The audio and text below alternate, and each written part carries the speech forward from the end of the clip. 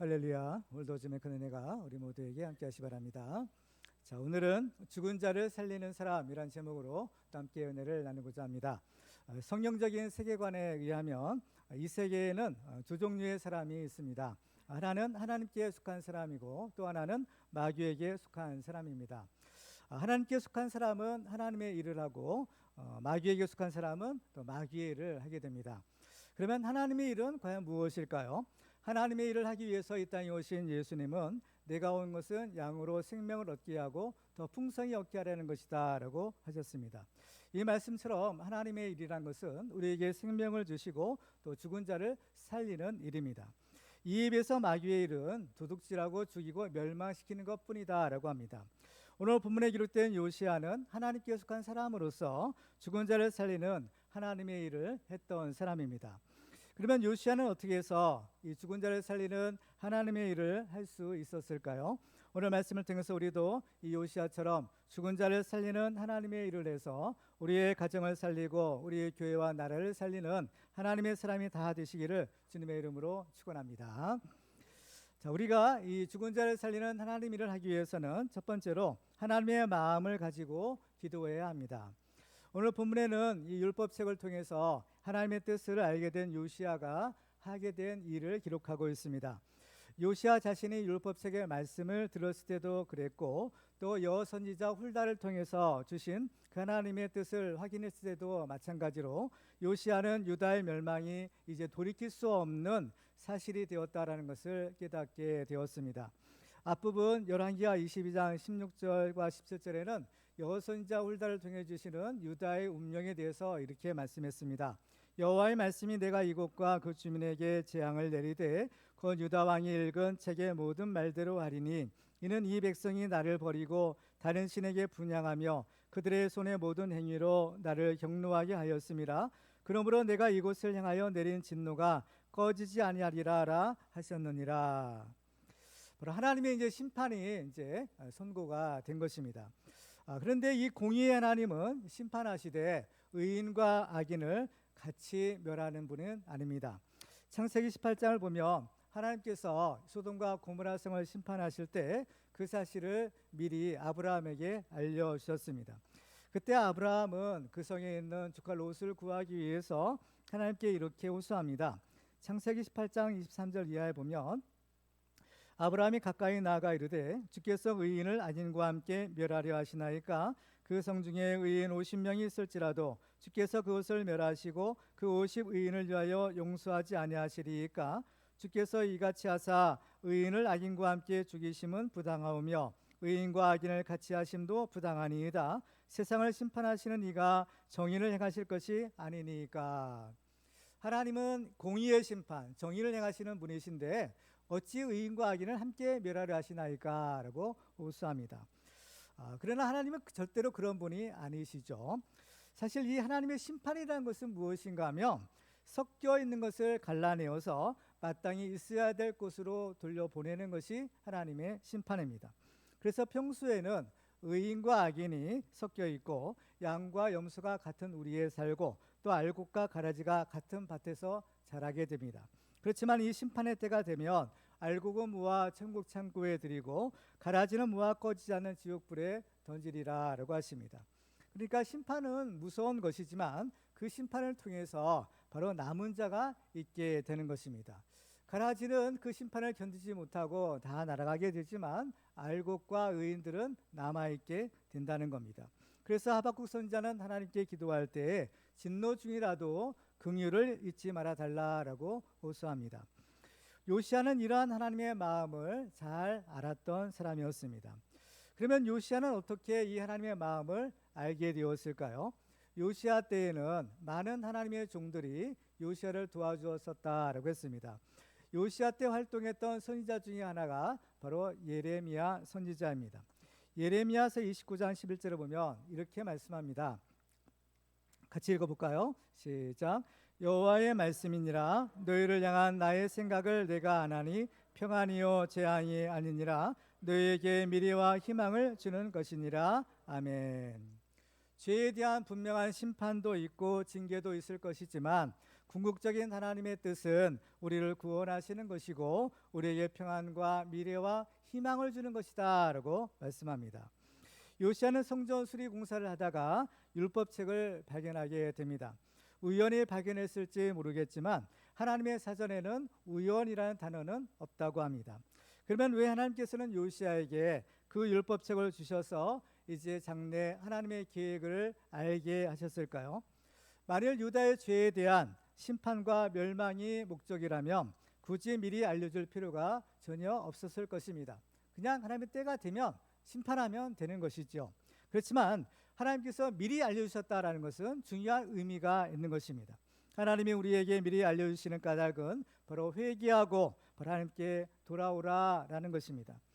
요나서를 보면 하나님께서 요나를 니느웨로 보내서 그 성에 임박한 하나님의 심판을 경고하게 하십니다. 니느웨는 그 당시 아수르의 수도였습니다. 요나는 자기 나라를 괴롭히는 원수 나라가 망하는 것을 간절히 원했기 때문에 니느웨로 가지 않고 그 정반대인 다시스로 가려고 했습니다.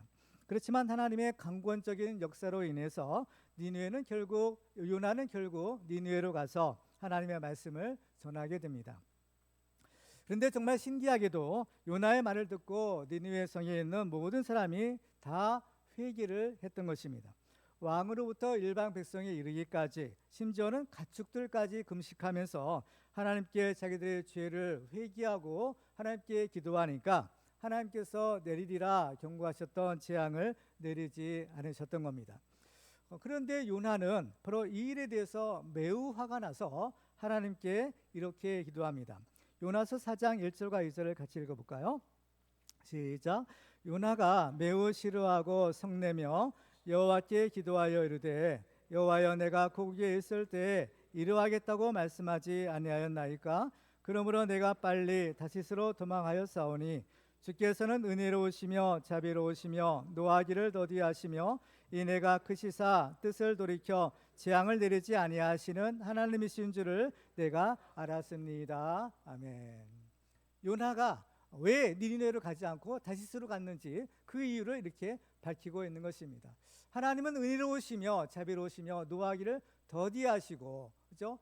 바로 우리의 죄를 용서하셔서 뜻을 돌이켜 재앙을 내리지 아니하시는 분이시다라는 것입니다. 하나님께서는 박농쿨을 통해서 요나에게 하나님의 마음이 어떠한지를 알려주셨습니다. 요나서 4장 10절과 11절에 보면 이렇게 기록합니다. 여호와께서 이르시되 내가 수고도 아니하였고 재배도 아니하였고 하룻밤에 났다가 하룻밤에 말라버린 이 박농쿨을 아꼈거든. 하물며 저 큰 성읍 니느웨에는 좌우를 분별하지 못하는 자가 12만여 명이요 가축도 많이 있나니 내가 어찌 아끼지 아니하겠느냐 하시니라. 내가 어찌 아끼지 않겠느냐라는 것입니다. 바로 이것이 하나님의 마음인 것입니다. 하나님께서는 에스겔 선지자에게 분명한 하나님의 뜻이 어디 있는가라는 것을 이렇게 말씀하십니다. 에스겔서 33장 11절 우리 같이 읽습니다. 시작. 너는 그들에게 말하라. 주 여호와의 말씀이니라. 나의 삶을 두고 맹세하노니 나는 악인이 죽는 것을 기뻐하지 아니하고 악인이 그의 길에서 돌이켜 떠나 사는 것을 기뻐하노라. 이스라엘 족속아 돌이키고 돌이키라. 너희 악한 길에서 떠나라. 어찌 죽고자 하느냐 하셨다라. 아멘. 그렇습니다. 이 하나님의 뜻은 무엇입니까? 죽어 마땅한 죄인, 이 악인이랄지라도 하나님은 결코 죽는 것을 원치 않으신다는 겁니다. 하나님이 원하시는 것은 죽어야 될 그 죄인도 바로 회개하고 죽지 않고 사는 것이 하나님의 뜻인 겁니다. 그렇기 때문에 아무리 죽을 사람도 죽지 말고 살아라, 이것이 하나님이 원하시는 것입니다. 그렇지만 마귀는 뭐라고 속삭입니까? 자꾸 우리 보고 너는 살아서 뭐하냐, 너는 죽어라, 자꾸 이 죽음의 속삭임을 우리에게 주는 겁니다. 그렇기 때문에 우리는 바로 마귀가 주는 이 말을 계속 묵상하면 안 돼요. 바로 우리는 이 마귀가 주는 말을 품고 묵상하는 것이 아니라 하나님의 말씀을 우리가 붙들고 묵상하며 이 말씀 붙들고 살아야 되는 겁니다. 하나님의 말씀은 무엇입니까? 죽지 말고 살거라 라는 것입니다. 우리 예수 믿는 사람들은요, 사는 것이 사명입니다. 왜요? 하나님이 원하시는 것이기 때문인 거예요. 하나님은 우리에게 생명을 주셔서 우리로 하여금 살게 하십니다. 심지어 죽을 죄인도 하나님께서 용서해 주시고 하나님께서 예수 그리스도를 통해서 영생을 주시는 것이 하나님의 축복입니다. 하나님께서 우리에게 생명을 주시고 영생을 주셨다면 우리는 그 생명 가지고 살아야 하는 것이 또 하나님의 축복이자 또 사명인 것입니다. 그래서 하나님께서는 우리를 살려주시는 분이신 겁니다. 우리의 병든 몸을 고쳐주시는 분이시죠. 그래서 하나님은 치유하는 여호와다라고 하시는 겁니다. 병든 몸을 고쳐 죽을 사람들을 살리게 하시는 것이 하나님의 역사인 겁니다. 또 우리의 죄를 용서하셔서 우리로 하여금 하나님 앞에 살게 하시는 것이 하나님의 용서요 하나님의 구원인 것입니다. 그렇기 때문에 우리는 정말 살아야 되는 것이죠. 물론 때가 돼서 하나님이 부르시면 그때는 모든 것을 다 털고 아멘 할렐루야로 하나님을 맞이하게 되겠지만, 그러나 하나님께서 우리에게 생명 주신 이상 우리는 그 생명 붙들고 우리는 열심히 살아야 됩니다. 그래서 우리가 돈을 버는 것도, 또 이 나라를 지키는 것도, 또 우리가 열심히 공부하는 것도, 또 우리가 운동하는 것도 다 뭐예요? 살려고 하는 것 아니겠습니까? 악한 원수마귀는 우리의 생명을 노리고 우리의 생명을 해치고자 하지만 하나님은 우리의 생명을 주시고 우리의 생명을 지켜주시는 분이신 것을 믿으시기 바랍니다. 그래서 우리는 어떻게 해야 돼요? 하나님께 기도하는 것입니다. 하나님이 살려고 하시고 살라고 하시니까 우리는 살기 위해서 하나님께 기도하라라고 하셔요. 예레미야 29장 12절로 14절을 같이 읽겠습니다. 시작. 너희가 내게 부르짖으며 내게 와서 기도하면 내가 너희들의 기도를 들을 것이요 너희가 온 마음으로 나를 구하면 나를 찾을 것이요 나를 만나리라. 이것은 여호와의 말씀이니라. 나는 너희들을 만날 것이며 너희를 포로된 중에서 다시 돌아오게 하되 내가 쫓아 보내었던 나라들과 모든 곳에서 모아 사로잡혀 떠났던 그곳으로 돌아오게 하리라. 이것은 여호와의 말씀이니라. 아멘. 이것은 여호와의 말씀이니라. 이것은 여호와의 말씀이니라. 두 번이나 강조하십니다. 나는 너희들이 기도할 때 너희들을 만나줄 것이고 너희들을 포로된 곳에서 다시 돌아오게 하리라라고 하십니다. 여러분, 지금 이 하나님의 말씀이 들리십니까?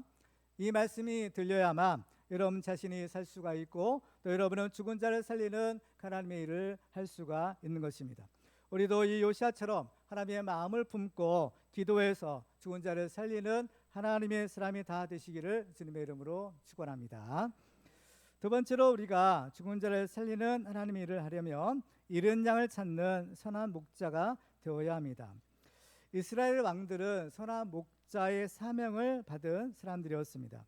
오늘 본문의 요시야도 이스라엘의 왕이 된 것은 하나님께서 그 하나님의 양무리들을 잘 돌보는 선한 목자가 되거라라는 뜻이 있는 것입니다.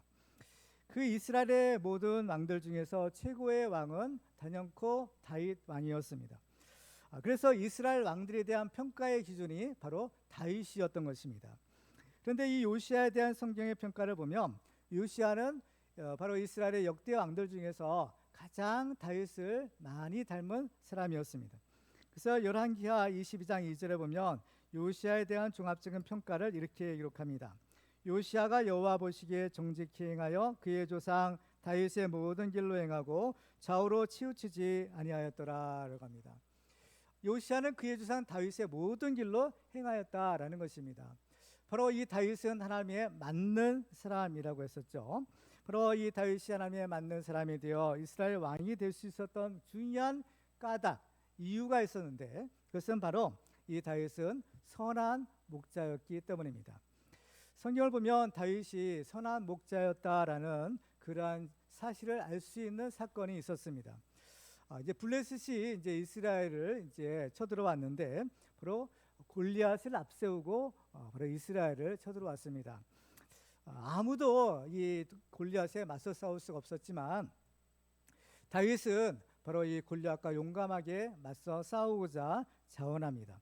근데 사울 왕이 볼 때 그 당시 다윗은 아주 어린 소년에 불과했던 것입니다. 너무 어려서 도저히 골리앗과 상대도 되지 못하고 오히려 망신만 같을 것만 같았습니다. 그러자 다윗이 이렇게 담대하게 이야기를 했던 것을 보게 됩니다. 사무엘상 17장 34절과 35절입니다. 다윗이 사울에게 말하되 주의 종이 아버지의 양을 지킬 때에 사자나 곰이 와서 양떼에서 새끼를 물어가면 내가 따라가서 그것을 치고 그 입에서 새끼를 건져내었고 그것이 일어나 나를 해하고자 하며 내가 그 수염을 잡고 그것을 쳐 죽였나이다. 어떻게 이 어린 소년이 사자와 곰과 싸워서 그 입에서 그 양새끼를 구원할 수 있겠습니까? 바로 성인 어른들도 바로 이러한 맹수를 당해낼 수가 없는데 그 어린 소년 다윗이 그 아버지 양떼를 지키다가 바로 이러한 일을 했다라는 것입니다. 그 양들을 지키기 위해서 자기 목숨을 걸었던 것입니다. 그래서 이 다윗은 바로 그 아버지 양떼를 지킬 때 그 선한 목자의 그 사명을 감당했기에 하나님께서는 작은 일에 충성한 다윗을 이제 하나님의 양머리를 지키는 그 선한 목자로 다윗을 왕으로 세워주신 것입니다. 사실 이 선한 목자의 모델은 장차 오실 예수 그리스도이십니다. 선한 목자의 특징은 바로 양들을 위해서 목숨을 버리는 것인데 요한복음 10장 11절 이하에서 보면 이렇게 기록합니다. 15절까지 말씀을 한번 같이 읽어볼까요? 시작. 나는 선한 목자라. 선한 목자는 양들을 위하여 목숨을 버리거니와 삭구는 목자가 아니요 양도 재앙이 아니라 이리가 오는 것을 보면 양을 버리고 달아나나니 이리가 양을 물어가고 또 해치느니라. 달아나는 것은 그가 삭군이 까닭에 양을 돌보지 아니함이나 나는 선한 목자라. 나는 내 양을 알고 양도 나를 아는 것이 아버지께서 나를 아시고 내가 아버지를 아는 것 같으니 나는 양을 위하여 목숨을 버리노라. 아멘. 그렇습니다. 이 선한 목자 되신 예수님께서는 이미 지옥 형벌이 확정된 우리를 구원하시려고 하늘 보좌 영광 버리시고 이 낮고 낮은 땅에 오셔서 우리를 위하여 그 목숨을 버려 주셨습니다. 저와 여러분이 이렇게 예수 믿고 구원받아 하나님의 자녀가 된 것은 바로 우리를 위하여 십자가에서 피 흘려 돌아가신 예수 그리스도의 은혜 때문입니다. 우리가 지옥 형벌을 받는 것은 우리의 죄 때문에 그런 것이니 마땅한 것이지만 우리가 무엇이간데 우리를 구원하시려고 그 거룩하신 하나님이 죽으셔야만 했겠습니까? 선한 목자 되신 예수님은 지금도 길을 잃은 양을 찾고 계시다라고 하십니다. 마태복음 18장 12절과 13절을 보면 주님이 이렇게 얘기하십니다. 너희 생각에는 어떠하냐? 만일 어떤 사람이 양 100마리가 있는데 그 중에 하나가 길을 잃었으면 그 99마리를 산에 두고 가서 길 잃은 양을 찾지 않겠느냐? 진실로 너에게 이르노니 만일 찾으면 길을 잃지 아니한 99마리보다 이것을 더 기뻐하리라. 주님이 양 99마리를 버리고 두시고 바로 찾아나셨던 그 길 잃은 양 한 마리, 그 양 한 마리가 바로 저와 여러분인 줄 믿으시기 바랍니다. 주님께서는 이 일을 통해서 저와 여러분을 구원해 주신 겁니다. 이제 우리도 예수님처럼 선한 목자가 되어서 길을 잃은 양을 찾아내어 살리는 하나님의 사람이 다 되시기를 주님의 이름으로 축원합니다. 마지막으로 우리가 죽은 자를 살리는 하나님의 일을 하려면 새 언약의 중보자의 사명을 감당해야 합니다. 요시아는 죽을 운명의 이스라엘 백성을 살리기 위해서 하나님과 맺은 언약을 다시 갱신하고자 했습니다. 왜냐하면 아무리 죽을 사람도 이 하나님의 언약 백성이 되기만 하면 그 죽을 사람도 다시 살아날 수 있기 때문입니다. 오늘 본문에는 요시아가 그 언약을 갱신하는 장면을 기록하고 있는데요. 그 과정을 보면 첫 번째로 요시아는 나라의 지도자들을 소집합니다. 1절 말씀을 보시면 왕이 보내 유다와 예루살렘의 모든 장로를 자기에게로 모으고라고 합니다. 여기서 장로는 물론 나이가 많은 연장자를 가리키는 말이기도 하지만 또 여기서의 장로라는 말은 이 나라를 다스리는 지도자들을 의미하는 말입니다. 요시아의 종교 개혁은 먼저 지도자들로부터 시작이 되었습니다. 요시아 자신이 먼저 하나님의 말씀을 받고 회개했고 이제 이 요시아의 회개는 나라의 지도자들에게로 먼저 확산이 된 것입니다. 하나님은 질서의 하나님이라고 하십니다. 그래서 이 공동체의 지도자들이 먼저 이 성령의 불을 받고 또 회개해야만 그 불을 다른 사람들에게 이제 붙여줄 수 있는 것입니다. 그렇기 때문에 이 공동체의 지도자들을 위해서 기도하는 것이 매우 중요합니다. 나라의 위정자들을 위해서도 기도해야 될 것이고 교회의 지도자들을 위해서도 기도해야 되고 또 가정의 가장을 위해서도 기도해야 합니다. 그래서 우리가 지도자들이 끼어서 먼저 하나님 앞에 엎드려 회개할 때 이 놀라운 하나님의 은혜와 기적의 역사들이 시작이 되는 겁니다. 두 번째로 요시아는 이제 온 백성을 성전에 모이게 합니다. 오늘 2절을 볼까요? 2절 같이 읽겠습니다. 시작. 이에 왕이 여호와의 성전에 올라가매 유다 모든 사람과 예루살렘 주민과 제사장들과 선지자들과 모든 백성이 노소를 막론하고 다 왕께 함께 앉으라. 왕이 여호와의 성전 안에서 발견한 언약책의 모든 말씀을 읽어 무리의 귀에 들리고. 아멘.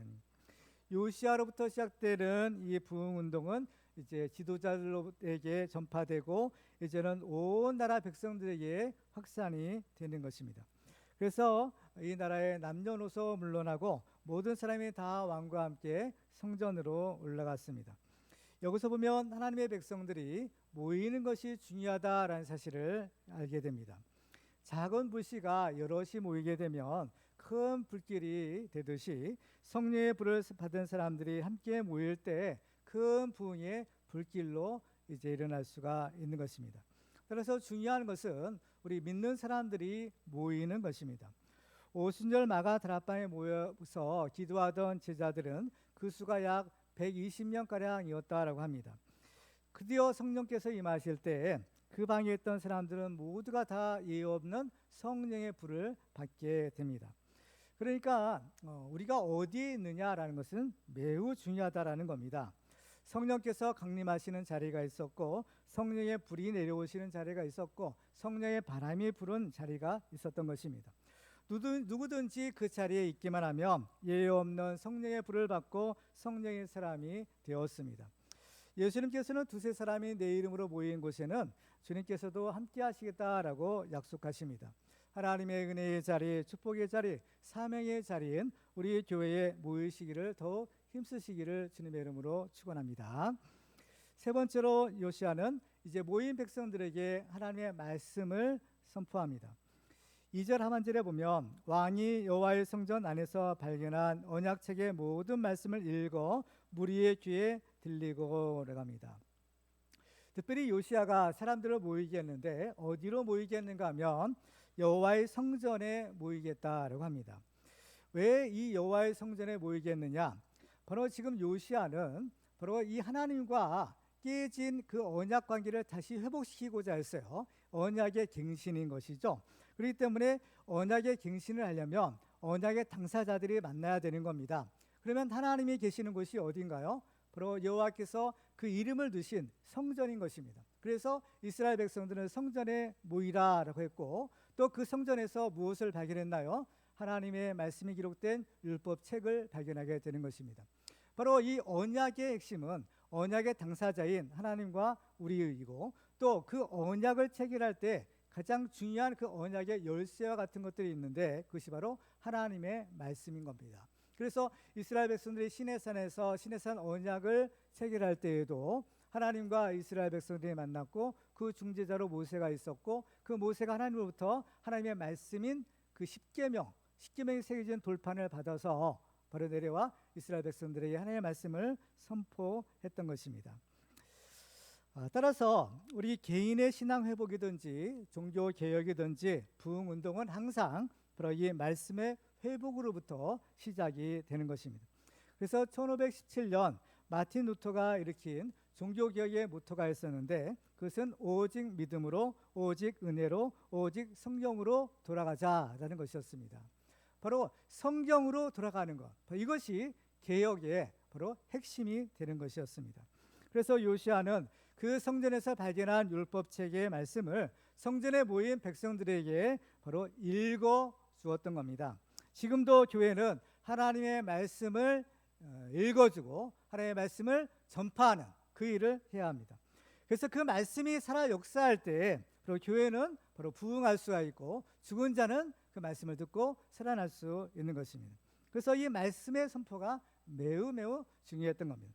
그리고 마지막으로 이제 요시아는 드디어 이 하나님과 백성 사이에 그 언약을 갱신하는 일을 하게 됩니다.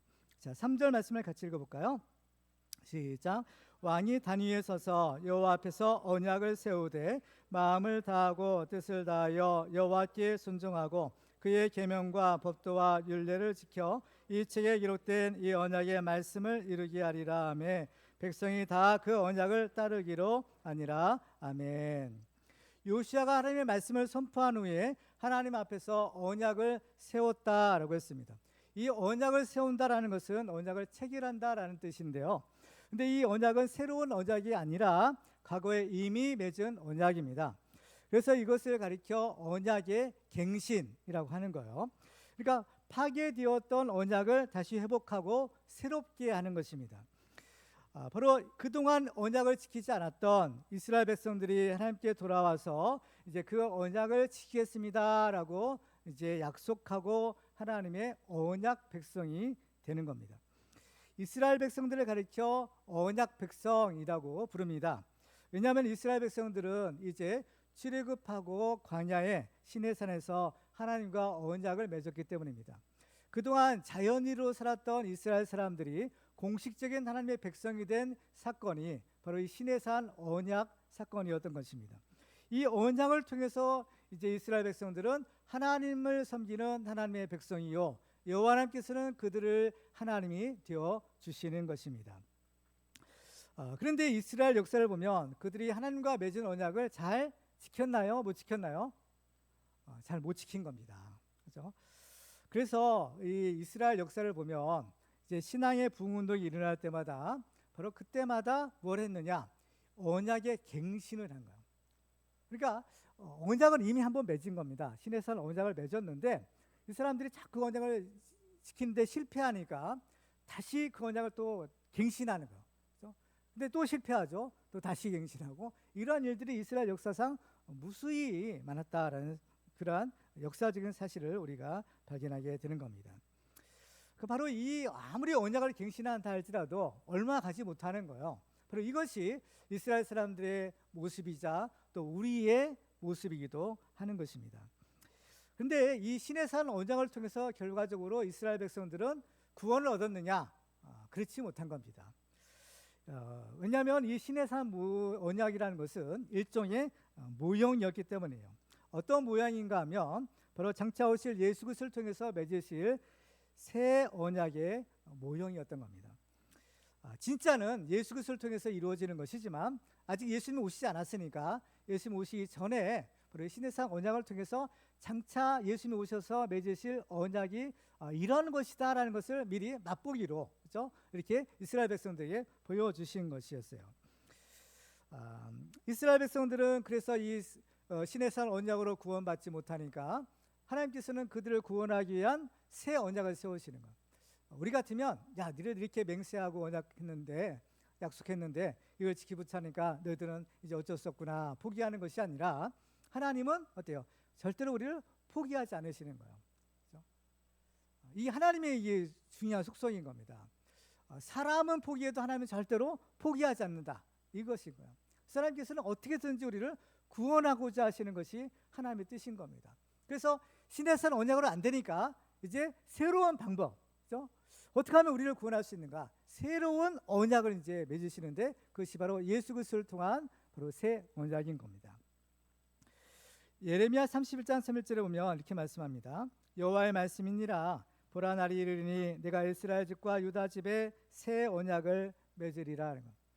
이 새 언약을 맺는다는 것은 예수님 당시에 새로 시작한 것이 아니라 이미 오래전부터 하나님께서 예언하신 사건이었어요. 그래서 예수님은 새 언약의 중보자가 되시는 겁니다. 예수님이 성만찬을 제정하실 때 누가복음 22장 20절에 보면 이렇게 말씀합니다. 우리 같이 읽어볼까요? 시작. 저녁 먹은 후에 잔도 그와 같이 하여 이르시되 이 잔은 내 피로 세우는 새 언약이니 곧 너희를 위하여 붓는 것이라. 아멘. 바로 이 잔은 그죠? 내 피로 세우는 새 언약이다라는 겁니다. 그런데 새 언약을 맺으시는데 근데 왜 꼭 피로 그죠? 그 언약을 세우냐 되느냐라는 겁니다. 사실 이 언약에 해당되는 히브리어 단어가 베리트라는 말인데요. 이 말의 뜻은 자르다, 베다라는 말에서 유래된 말로 잘라진 것, 자른 것이라는 뜻을 가지고 있는 단어입니다. 그래서 이 고대 근동에서는 그런 어떤 약속이죠, 계약을 체결할 때 뭘 하는가 하면 동물을 잡아서 그 동물을 반으로 딱 쪼갭니다. 그래서 그 쪼갠 동물을, 이 사체를 이제 양쪽에 딱 놓고 이 언약 계약을 체결하는 사람들이 손을 딱 마주잡고 그 쪼갠 짐승 사이로 지나가는 거예요. 그래서 이제 이 계약이 체결되는데, 이것의 의미는 무엇인가 하면 약속을 꼭 지켜야 된다는 겁니다. 약속을 지키지 않으면 이 쪼갠 고기처럼 될 것이다, 이런 의미가 바로 그 언약식에 담겨져 있었던 겁니다. 그리고 이 언약을 세웠다라고 했을 때, 세우다라는 말에 해당되는 히브리 단어가 카라트라는 인데, 이 단어의 뜻도 또 뭐냐면 베다 자르다라는 뜻인 거예요. 그러니까 언약을 세운다라는 말의 원어적 의미는 자르고 또 자른다라는 겁니다. 그러니까 이 언약 세운다는 것 자체가 잘라진다는 거예요. 잘라진다. 이게 뭐냐면은 언약은 꼭 지켜야 되는 것이고, 그 언약 지키지 않으면 잘라진다, 죽는다, 이런 의미가 담겨 있는 것입니다. 그러면 이렇게 어마한 약속으로 맺어진 언약이라면 그 언약을 만약 어긴 사람들은 어떻게 되겠어요? 그 언약에 담긴 의미처럼 그야말로 쪼개지고 갈라지는 죽임을 당할 수밖에 없는 것입니다. 그러면 보세요. 하나님과 우리 사이에는 이 엄중한 언약이 맺어졌었잖아요. 그죠? 잘라지고 또 잘라지는 그런 엄중한 이 언약의 체결을 했는데, 문제는 이스라엘 백성들이 언약을 지키지 못해요. 그러면 어떻게 해요? 이스라엘 백성들의 운명은 어때요? 쪼개지고 갈라지는 죽음밖에 남은 것이 없는 겁니다. 근데 문제는 이 언약을 지키지 못해서 죽어야 될 사람들 가운데는 바로 우리 자신이 포함되어 있다라는 겁니다. 이 얘기가 먼 옛날에 이스라엘 사람들만의 이야기가 아니라 바로 이것은 바로 우리의 이야기인 것입니다. 우리도 거룩하신 하나님의 언약 백성으로 부름받았지만 우리도 그 언약을 지키지 못하는 것은 매한 가지인 것입니다. 하나님이 보실 때 의인은 없나니 한 사람도 없다라고 하십니다. 따라서 우리는 어때요? 바로 이 말씀만 보면 우리는 절망할 수밖에 없는 것입니다. 마치 오늘 본문에서 바로 하나님의 심판이 확정된 그 유다 사람들처럼 이제 우리에게는 죽음만이 기다리고 있을 뿐인 것입니다. 근데 놀라운 반전이 일어나죠. 자비로우신 하나님께서는 그 언약을 어긴 사람들을 죽이는 것이 아니라 그 대신 죄가 없는 하나님의 아들을 죽이시는 겁니다. 있을 수가 없는 일이 일어난 거예요. 죽어야 될 것은 우리들인데 하나님 우리를 죽이지 아니하시고 죄 없는 하나님의 아들을 죽이시는 거예요. 그래서 예수님은 우리의 죄를 담당하셔서 십자가에 피 흘려 죽으시는 겁니다. 이제 그 피로 인해서 우리의 죄는 사함받고 우리는 구원을 얻게 된 것입니다. 그래서 예수님은 그 십자가에 흘리신 그 피로써 새 언약을 세우시고 새 언약의 중보자가 되시는 겁니다. 그래서 히브리서 9장 15절에 보면 이로 말미암아 그는 새 언약의 중보자시니 이는 첫 언약 때의 범한 죄에서 속량하려고 죽으사 부르심을 입은 자로 하여금 영원한 기업의 약속을 얻게 하려 하심이라 라고 하십니다. 바로 이 새 언약의 중보자가 되셨다라는 것은 뭐예요? 중보자의 역할이 무엇인가 하면 언약의 당사자들이 있어요. 언약의 당사자는 하나님이시고 또 한편으로는 우리예요. 그런데 그 언약을 그냥 직접 맺는 것이 아니라 중간에 중개하는 사람이 있다는 겁니다. 이게 중재자인데 신의 산 언약에서도 보면 모세가 이 중재자가 되죠. 그래서 하나님과 백성 사이를 왔다 갔다 하면서 바로 너희들이 이 말씀을 지킬 거냐? 그러니까 우리 지키겠습니다. 그래서 하나님과 이스라엘 백성들 사이에 언약의 중보자가 되어서 뭘 받아가져요? 말씀을 받아가지고 오잖아요. 마찬가지로 예수님도 우리와 하나님 사이에 새 언약의 중보자가 되어지는 거예요. 중보자가 되죠. 그래서 예수님은 우리로 하여금 다시 하나님의 언약 백성으로 삼으시는 것입니다. 그렇죠? 그래서 이제 특별히 이 언약의 중보자가 되려면 뭐가 필요해요? 피가 필요한 겁니다. 피가. 왜냐하면 하나님은 거룩하시고 우리 백성들은 죄가 있기 때문에 어때요? 이 하나님의 언약 백성이 되려면 죄사함 얻는 피가 있어야 되는 거예요. 그래서 이 피라는 의미는 우리 죄를 용서한다는 의미와 동시에 그 언약을 어겼을 때는 피를 흘린다는 그러한 이중적인 의미를 가지고 있는 거예요. 그래서 옛날 이 신의 산 언약에서는 어때요? 짐승의 피로 그 언약을 체결했지만 이제 새 언약의 중보자이신 예수 그리스도의 언약은 뭐예요?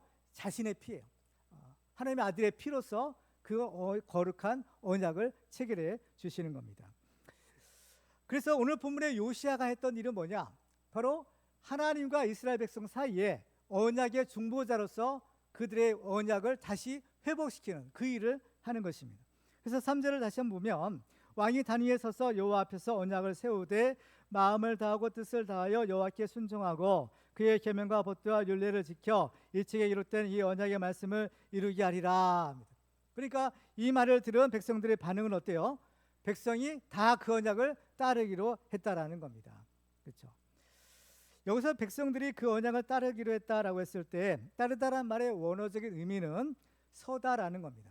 근데 여기에 우리말에는 번역되지 않았지만 원어에는 뭐뭇 안에라는 전치사가 있어요. 그러니까 그 언약을 따른다, 그 말씀을 따른다라는 것은 직역하면 뭐요? 그 언약 안에 서다라는 거, 그 언약 안에 들어간다라는 의미인 것입니다. 그러니까 그 언약 안에 들어가서 이제 다시는 나오지 않는 거예요. 그렇죠? 그 언약 관계 속에 들어가는 거죠. 그래서 그 언약을 지키고 그 언약을 이제 절대로 어기지 않겠습니다라는 겁니다.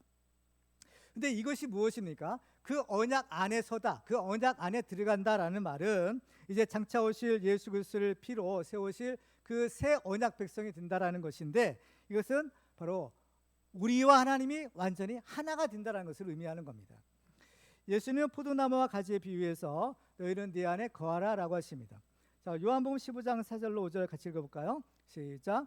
내 안에 거하라 나도 너희 안에 거하리라. 가지가 포도나무에 붙어있지 아니하면 스스로 열매를 맺을 수 없음 같이 너희도 내 안에 있지 아니하면 그러하리라.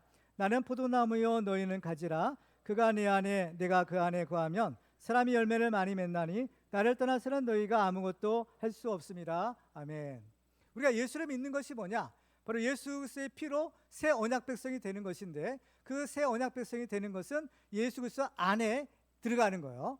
우리가 예수님 영접하는 것처럼 우리도 이제 그 예수 그리스도 안에 들어가는 거예요. 그래서 예수님과 우리는 하나가 되는 겁니다. 포도나무와 가지가 하나 되듯이 우리는 그 안에 들어가서 완전히 예수님과 하나가 되는 거예요. 예수님과 하나가 된다는 것은 무슨 의미입니까? 바로 삼위일체 하나님과 하나가 된다는 것을 의미하는 거예요. 그래서 요한복음 17장 21절에 보면 예수님께서 이렇게 기도합니다.